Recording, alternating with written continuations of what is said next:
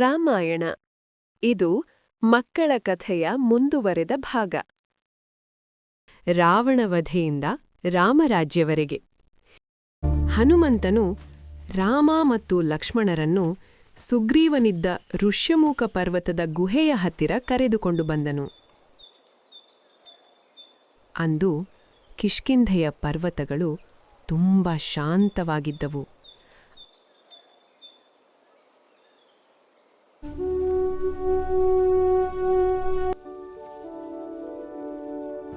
ಅಲ್ಲಿ ಸುಗ್ರೀವನು ಭಯದಿಂದ ಕುಳಿತಿದ್ದನು. ಇವರು ತನ್ನ ಅಣ್ಣ ವಾಲಿಯೂ ಕಳುಹಿಸಿದ ಶತ್ರುಗಳಿರಬಹುದು ಎಂದು ಅನುಮಾನದಿಂದ ನೋಡುತ್ತಿದ್ದನು. ಆದರೆ ಹನುಮಂತನು ರಾಮ ಮತ್ತು ಲಕ್ಷ್ಮಣರ ಕೀರ್ತಿಯನ್ನು ವಿವರಿಸಿ ಸುಗ್ರೀವನ ಮನಸ್ಸಿನಲ್ಲಿದ್ದ ಅಂಜಿಕೆಯನ್ನು ಹೋಗಲಾಡಿಸಿದನು. ಅವರ ಕಣ್ಣುಗಳಲ್ಲಿ ಕಂಡ ಆ ನಂಬಿಕೆ ಮತ್ತು ಸತ್ಯ ಸುಗ್ರೀವನಿಗೆ ಧೈರ್ಯ ನೀಡಿತು. ಅಲ್ಲಿ ಅಗ್ನಿಯನ್ನು ಸಾಕ್ಷಿಯಾಗಿಟ್ಟುಕೊಂಡು ರಾಮ ಮತ್ತು ಸುಗ್ರೀವ ಪರಸ್ಪರ ಕೈಜೋಡಿಸಿದರು. ಇದು ಕೇವಲ ಇಬ್ಬರು ವ್ಯಕ್ತಿಗಳ ಭೇಟಿಯಾಗಿರಲಿಲ್ಲ. ಅಧರ್ಮದ ವಿರುದ್ಧ ಹೋರಾಡಲು ಧರ್ಮವು ಕಟ್ಟಿದ ಹೊಸ ಭರವಸೆಯ ಸೇತುವೆಯಾಗಿತ್ತು. ವಾಲಿಯು ಅಪಾರ ಬಲಶಾಲಿಯಾಗಿದ್ದನು. ರಾಮನ ಮಾತಿನಂತೆ ಸುಗ್ರೀವನು ವಾಲಿಯನ್ನು ಯುದ್ಧಕ್ಕೆ ಕರೆದನು. ಮೊದಲ ಯುದ್ಧದಲ್ಲಿ ಇಬ್ಬರೂ ಒಂದೇ ರೀತಿ ಕಾಣುತ್ತಿದ್ದರಿಂದ ರಾಮನಿಗೆ ಯಾರ ಮೇಲೆ ಬಾಣ ಬಿಡಬೇಕೆಂದು ತಿಳಿಯಲಿಲ್ಲ. ಇದರಿಂದ ಸುಗ್ರೀವನು ವಾಲಿಯಿಂದ ಪೆಟ್ಟು ತಿಂದು ವಾಪಸ್ ಬಂದನು. ಸುಗ್ರೀವನು ಸೋತನು. ವಾಲಿಯ ಮುಂದೆ ನಿಂತು ಹೋರಾಡುವ ಶತ್ರುವಿನ ಅರ್ಧ ಬಲವು ವಾಲಿಗೆ ಸಿಗುತ್ತಿತ್ತು. ಆದ್ದರಿಂದ ನೇರವಾಗಿ ಅವನನ್ನು ಸೋಲಿಸುವುದು ಕಷ್ಟವಾಗಿತ್ತು. ಈ ಕಾರಣದಿಂದ ಶ್ರೀರಾಮನು ಒಂದು ಯುಕ್ತಿಯನ್ನು ಬಳಸಿದನು. ರಾಮನು ಸುಗ್ರೀವನ ಕುತ್ತಿಗೆಗೆ ಒಂದು ಗಜಪುಷ್ಪಿ ಹಾರವನ್ನು ಹಾಕಿದನು. ಇದರಿಂದ ವಾಲಿಗೂ ಸುಗ್ರೀವನಿಗೂ ವ್ಯತ್ಯಾಸ ತಿಳಿಯುವಂತಾಯಿತು. ನಂತರ ಎರಡನೇ ಬಾರಿ ವಾಲಿಯನ್ನು ಯುದ್ಧಕ್ಕೆ ಆಹ್ವಾನಿಸಿದನು. ಶ್ರೀರಾಮನು ಒಂದು ಮರದ ಮರೆಯಲ್ಲಿ ನಿಂತು ವಾಲಿಯ ಎದೆಗೆ ಬಾಣ ಬಿಟ್ಟನು. ವಾಲಿ ನೆಲಕ್ಕುರುಳಿದನು. ವಾಲಿಯ ನಂತರ ಸುಗ್ರೀವನು ಕಿಷ್ಕಿಂಧೆಯ ರಾಜನಾದನು ಮತ್ತು ಅಂಗದನು ಯುವರಾಜನಾದನು.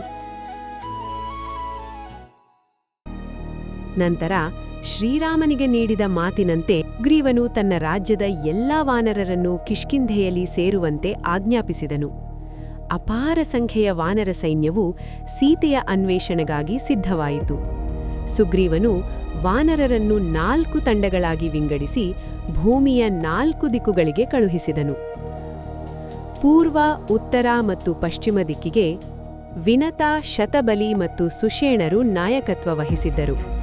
ಅವರು 1 ತಿಂಗಳ ಕಾಲ ಹುಡುಕಾಟ ನಡೆಸಿ ಸೀತೆ ಕಾಣದಾಗ ವಾಪಸ್ ಬಂದರು.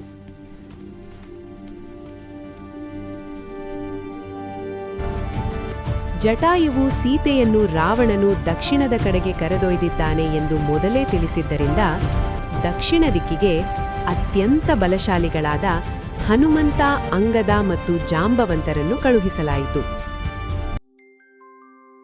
ಹನುಮಂತನ ಮೇಲೆ ಹೆಚ್ಚಿನ ನಂಬಿಕೆ ಇದ್ದದ್ದರಿಂದ ಶ್ರೀರಾಮನು ಗುರುತಿಗಾಗಿ ತನ್ನ ಹೆಸರಿರುವ ಉಂಗುರವನ್ನು ಹನುಮಂತನಿಗೆ ನೀಡಿದನು. ದಕ್ಷಿಣಕ್ಕೆ ಹೋದ ವಾನರರು ಸಮುದ್ರದ ದಡ ತಲುಪಿದಾಗ ಅವರಿಗೆ ಜಟಾಯುವಿನ ಅಣ್ಣನಾದ ಸಂಪಾತಿ ಸಿಕ್ಕಿದನು. ಸಂಪಾತಿಯು ತನ್ನ ದಿವ್ಯ ದೃಷ್ಟಿಯಿಂದ ಸೀತೆಯು ಸಮುದ್ರದ ಆಚೆ ಇರುವ ಲಂಕೆಯಲ್ಲಿ ರಾವಣನ ಸೆರೆಯಲ್ಲಿದ್ದಾಳೆ ಎಂದು ಖಚಿತಪಡಿಸಿದನು. ಜಾಂಬವಂತನು ಹನುಮಂತನಿಗೆ ಅವನ ಶಕ್ತಿಯನ್ನು ನೆನಪಿಸಿದಾಗ ಹನುಮಂತನು ಬೃಹದಾಕಾರ ತಳೆದು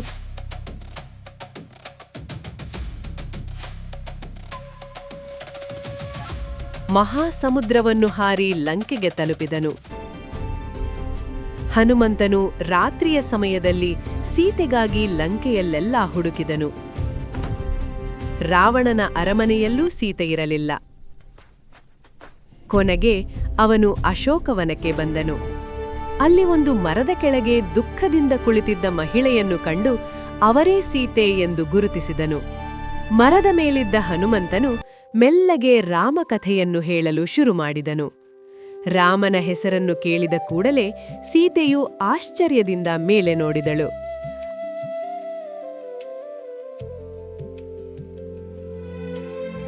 ಆಗ ಹನುಮಂತನು ಕೆಳಗಿಳಿದು ಬಂದು ಕೈಮುಗಿದು ನಿಂತನು.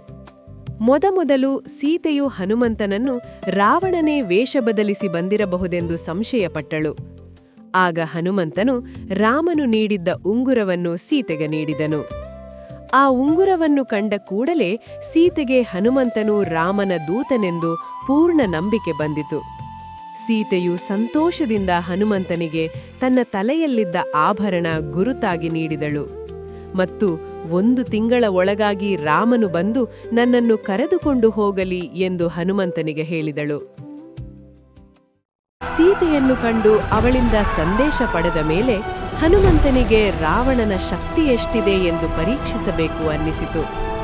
ಅದಕ್ಕಾಗಿ ಅವನು ಅಶೋಕವನದಲ್ಲಿದ್ದ ಗಿಳ ಮರಗಳನ್ನು ಕಿತ್ತು ಹಾಕಿ ನಾಶ ಮಾಡಿದನು.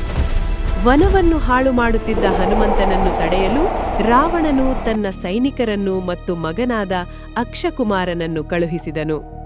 ಹನುಮಂತನು ಎಲ್ಲರನ್ನೂ ಸೋಲಿಸಿದಾಗ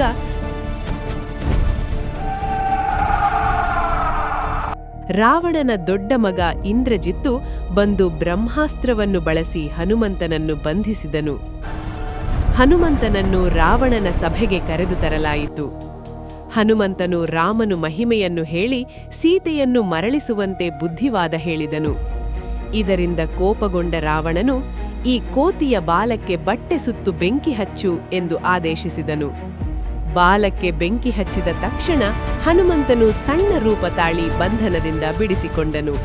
ನಂತರ ಬೆಂಕಿ ಉರಿಯುತ್ತಿದ್ದ ತನ್ನ ಬಾಲದೊಂದಿಗೆ ಲಂಕೆಯ ಒಂದೊಂದು ಮನೆಯ ಮೇಲೆ ಹಾರತೊಡಗಿದನು. ಚಿನ್ನದ ನಗರಿ ಲಂಕೆ ಬೆಂಕಿಯ ಜ್ವಾಲೆಯಲ್ಲಿ ಸುಟ್ಟು ಭಸ್ಮವಾಯಿತು. ಆದರೆ ಸೀತೆಯಿದ್ದ ಅಶೋಕವನಕ್ಕೆ ಮಾತ್ರ ಬೆಂಕಿ ತಗುಲಲಿಲ್ಲ. ಲಂಕೆಯನ್ನು ಸುಟ್ಟ ನಂತರ ಹನುಮಂತನು ಸಮುದ್ರದ ನೀರಿನಲ್ಲಿ ತನ್ನ ಬಾಲವನ್ನು ಅದ್ದಿ ಬೆಂಕಿಯನ್ನು ಆರಿಸಿದನು. ನಂತರ ಮತ್ತೆ ಸೀತೆಯ ಆಶೀರ್ವಾದ ಪಡೆದು ಸಮುದ್ರವನ್ನು ದಾಟಿ ರಾಮನ ಬಳಿಗೆ ಹಿಂತಿರುಗಿದನು.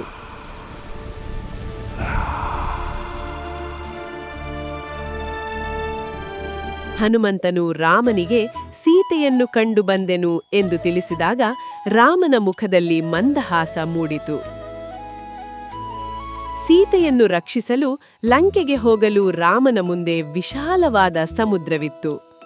ರಾಮನು ದಾರಿ ಮಾಡಿಕೊಡುವಂತೆ ಸಮುದ್ರರಾಜನನ್ನು ಪ್ರಾರ್ಥಿಸಿದನು. ಸಮುದ್ರರಾಜನು ಪ್ರತ್ಯಕ್ಷವಾಗಿ ವಾನರ ಸೈನ್ಯದಲ್ಲಿದ್ದ ನಳ ಮತ್ತು ನೀಲ ಎಂಬ ಶಿಲ್ಪಿಗಳ ಸಹಾಯದಿಂದ ಸೇತುವೆ ಕಟ್ಟಲು ಸಲಹೆ ನೀಡಿದನು. ವಾನರ ಸೈನ್ಯವು ದೊಡ್ಡ ದೊಡ್ಡ ಬಂಡೆಗಳನ್ನು ಮತ್ತು ಮರದ ದಿಮ್ಮಗಳನ್ನು ಹೊತ್ತು ತಂದರು. ಕಲ್ಲುಗಳ ಮೇಲೆ ಶ್ರೀರಾಮ ಎಂದು ಬರೆದು ಸಮುದ್ರಕ್ಕೆ ಹಾಕಿದಾಗ ಅವು ತೇಲತೊಡಗಿದವು. 5 ದಿನಗಳಲ್ಲಿ ಸೇತುವೆ ನಿರ್ಮಾಣವಾಯಿತು. ಈ ಸೇತುವೆಯ ಮೂಲಕ ಇಡೀ ವಾನರ ಸೈನ್ಯವು ಸಮುದ್ರವನ್ನು ದಾಟಿ ಲಂಕೆಯನ್ನು ತಲುಪಿತು. ಇದು ಅಧರ್ಮದ ವಿರುದ್ಧ ಯುದ್ಧಕ್ಕೆ ದಾರಿಯಾಯಿತು. ರಾಮನು ಮೊದಲು ಶಾಂತಿ ಸಂಧಾನಕ್ಕಾಗಿ ಅಂಗದನನ್ನು ರಾವಣನ ಬಳಿಗೆ ಕಳುಹಿಸಿದನು. ಆದರೆ ಅಹಂಕಾರಿ ರಾವಣನು ಸೀತೆಯನ್ನು ಮರಳಿಸುವಂತೆ ಒಪ್ಪಿಕೊಳ್ಳಲಿಲ್ಲ. ಇದರಿಂದ ಯುದ್ಧ ಅನಿವಾರ್ಯವಾಯಿತು. ರಾಮ, ಲಕ್ಷ್ಮಣ, ಹನುಮಂತ ಮತ್ತು ಸುಗ್ರೀವರ ನೇತೃತ್ವದ ವಾನರ ಸೈನ್ಯವು ರಾವಣನ ರಾಕ್ಷಸ ಸೈನ್ಯದ ಮೇಲೆ ದಾಳಿ ಮಾಡಿತು. ಯುದ್ಧದ ಮಧ್ಯೆ ಇಂದ್ರಜಿತ್ತಿನ ಶಕ್ತಿಯುತ ಬಾಣದಿಂದ ಲಕ್ಷ್ಮಣನು ಪ್ರಜ್ಞೆ ತಪ್ಪಿದನು. ಆಗ ಹನುಮಂತನು ಹಿಮಾಲಯಕ್ಕೆ ಹಾರಿ ಇಡೀ ದ್ರೋಣಗಿರಿ ಪರ್ವತವನ್ನೇ ಹೊತ್ತು ತಂದು ಸಂಜೀವಿನಿ ಮೂಲಿಕೆಯ ಮೂಲಕ ಲಕ್ಷ್ಮಣನ ಪ್ರಾಣ ಉಳಿಸಿದನು.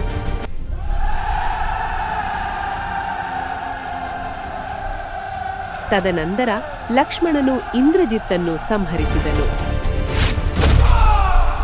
ರಾವಣನ ತಮ್ಮ ಕುಂಭಕರ್ಣನು ಯುದ್ಧಕ್ಕೆ ಬಂದಾಗ ವಾನರ ಸೈನ್ಯ ತತ್ತರಿಸಿತು.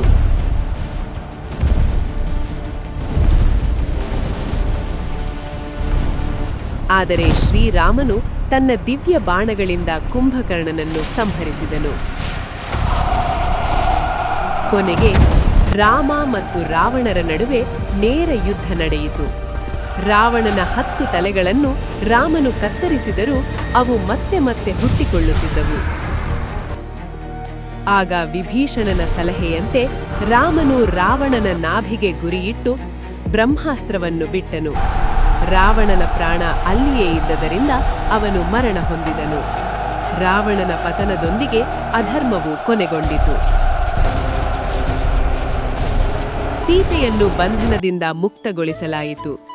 ವಿಭೀಷಣನನ್ನು ಲಂಕೆಯ ರಾಜನಾಗಿ ಪಟ್ಟಾಭಿಷೇಕ ಮಾಡಲಾಯಿತು. ಈ ಮಹಾಯುದ್ಧವು ಕೆಟ್ಟದ್ದರ ಮೇಲೆ ಒಳ್ಳೆದಕ್ಕೆ ಸಿಕ್ಕ ಜಯವಾಯಿತು. ರಾವಣನ ಸಂಹಾರದ ನಂತರ ರಾಮನು ಲೋಕದ ಜನರಿಗೆ ಸೀತೆಯ ಪರಿಶುದ್ಧತೆಯ ಬಗ್ಗೆ ಯಾವುದೇ ಸಂಶಯ ಇರಬಾರದು ಎಂದು ರಾಮನು ಅವಳನ್ನು ಅಗ್ನಿಪರೀಕ್ಷೆ ಎದುರಿಸಲು ಕೇಳಿಕೊಂಡನು. ಸೀತೆ, ನಿನ್ನ ಪಾವಿತ್ರ್ಯದ ಮೇಲೆ ನನಗೆ ಯಾವ ಸಂಶಯವೂ ಇಲ್ಲ. ಆದರೆ ಲೋಕದ ಮುಂದೆ ನಿನ್ನ ಮಹಿಮೆಯನ್ನು ತೋರಿಸಲು ನೀನು ಅಗ್ನಿ ಪರೀಕ್ಷೆ ನೀಡಿ ನಿನ್ನ ಶುದ್ಧತೆಯನ್ನು ಸಾಬೀತುಪಡಿಸಬೇಕು. ಸೀತೆಯು ನೊಂದುಕೊಂಡರೂ ನನ್ನ ಮನಸ್ಸು, ನನ್ನ ಆತ್ಮ ಯಾವಾಗಲೂ ನಿಮ್ಮದ್ದೇ. ಈ ಅಗ್ನಿ ಪರೀಕ್ಷೆಗೆ ನಾನು ಸಮ್ಮತಿಸುತ್ತೇನೆ.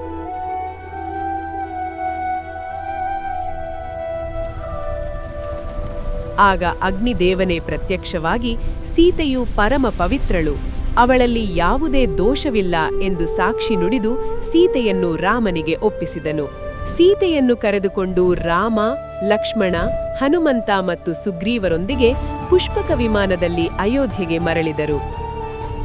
14 ವರ್ಷಗಳ ವನವಾಸ ಮುಗಿಸಿ ಬರುತ್ತಿದ್ದ ರಾಮನನ್ನು ಬರಮಾಡಿಕೊಳ್ಳಲು ಇಡೀ ಅಯೋಧ್ಯ ನಗರ ದೀಪಗಳಿಂದ ಕಂಗೊಳಿಸಿತು. ನಂತರ ರಾಮನ ಪಟ್ಟಾಭಿಷೇಕ ನಡೆಯಿತು. ರಾಮನು ಅಯೋಧ್ಯೆಯ ರಾಜನಾದನು. ಲಕ್ಷ್ಮಣ, ಭರತ ಮತ್ತು ಶತ್ರುಘ್ನರು ರಾಜ್ಯಭಾರದಲ್ಲಿ ಸಹಾಯ ಮಾಡಿದರು. ಹನುಮಂತನು ರಾಮನ ಪಾದಸೇವೆಯಲ್ಲಿ ನೆಲೆಸಿದನು. ಅವನ ಆಡಳಿತದಲ್ಲಿ ಸುಖ, ಶಾಂತಿ, ನ್ಯಾಯ ಇದನ್ನೇ ರಾಮರಾಜ್ಯ ಎಂದು ಕರೆಯುತ್ತಾರೆ. ಇಲ್ಲಿ ಅಹಂಕಾರ ಬಿದ್ದಿತು, ಧರ್ಮ ಸ್ಥಾಪಿತವಾಯಿತು. ಅರಣ್ಯದಲ್ಲಿ ಆರಂಭವಾದ ಯಾತ್ರೆ ಅಯೋಧ್ಯೆಯ ಸಿಂಹಾಸನದಲ್ಲಿ ಪೂರ್ಣವಾಯಿತು. ರಾಮನು ಕೇವಲ ರಾಜನಲ್ಲ, ಅವನು ಧರ್ಮದ ಪ್ರತಿರೂಪ. ಸೀತಾ ಕೇವಲ ರಾಣಿಯಲ್ಲ, ಅವಳು ಶಕ್ತಿ ಮತ್ತು ಶಾಂತಿಯ ಮೂರ್ತಿ.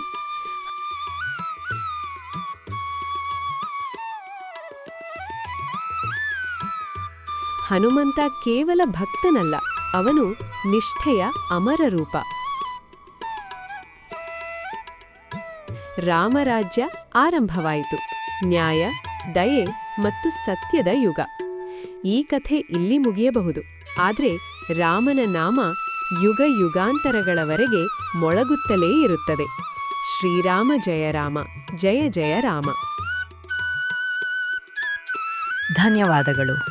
ವಿಡಿಯೋ ಇಷ್ಟವಾದರೆ ಲೈಕ್ ಮಾಡಿ, ಹೊಸ ಕಥೆಗಳಿಗಾಗಿ ಚಾನಲ್ನು ಸಬ್ಸ್ಕ್ರೈಬ್ ಮಾಡಿ.